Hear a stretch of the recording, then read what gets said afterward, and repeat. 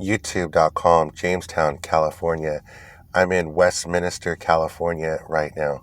I'm going to talk about what I've been talking about the last couple days, and that is media commentary, Fox News, some of the personalities, and the current news that's happening today, including the ceasefire. Number one, yesterday I watched Fox News, I believe from 3:30, 3:20ish, and I watched the 4 o'clock hour, and then I watched the Fox News night. I also watched the 5 o'clock hour. And I want to say that for the first time since the old schedule was a very pleasant viewing Fox News. The information was informative, and everybody seemed to be doing a better job trying to correct what I didn't like what was going on the last couple days. Now today, when I'm waking up in the morning, that awful, I call it the 5/2, or the focus factor. Instead of having the 5, they have the 6, 7, 8, 9, and 10. And then sometimes 11 and 12 come in to substitute. Emily made a comment that it's just not true. And she said that criticizing Israel is anti-Semitic. Emily, it is not anti-Semitic to criticize Israel. This is the problem with news. And I totally understand what's happening. And I am picking sides. And I want to say real quick that Israel is the one allowing Israel to go through what's going on today. Israel is the one that's concerned with how they've been governing, and they want to make some changes so they can have a different sort of future. I've seen the information on another information level during the Obama administration, and I saw a lot of videos coming out of there. And there's something that you guys don't talk about, and I'm going to bring this up because if I'm going to be moving forward studying religion, I'm not going to be able to study religion without being able to study Israel. So if people are going to be constantly criticizing people for studying the subject, it's just not true. I'm not going to get into if you're the other way around and you are prejudiced against other people. That's not the subject here. The subject is people that are avoiding criticizing Israel and the way they govern itself. That Israel is the one that wants to make the changes. So you guys leave that out.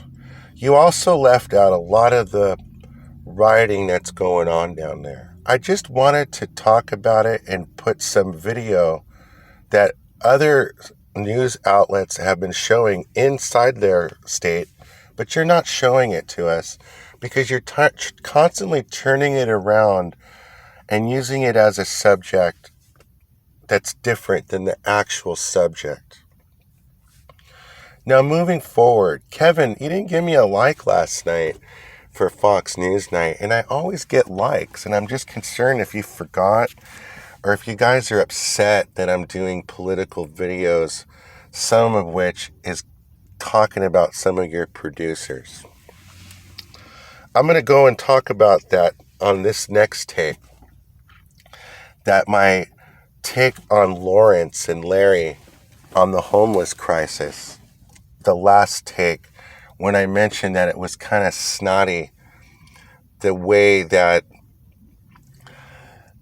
broadcast was done. Not that he actually did a broadcast about the homeless, but that he flew 5 hours, went down there, and then flew 5 hours back.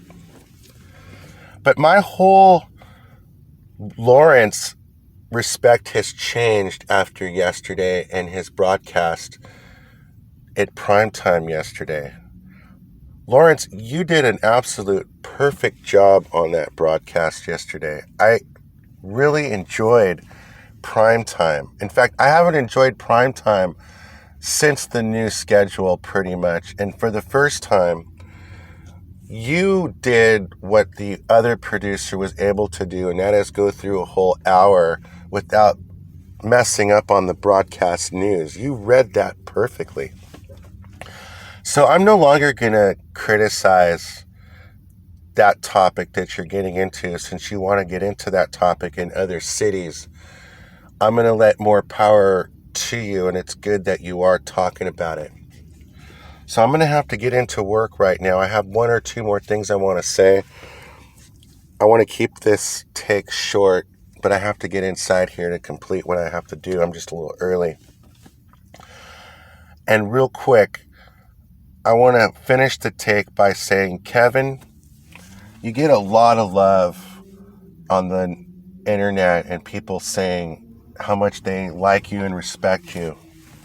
But have you ever covered doing news from Israel and covered it within Israel, in Israel, so Israelis could see it?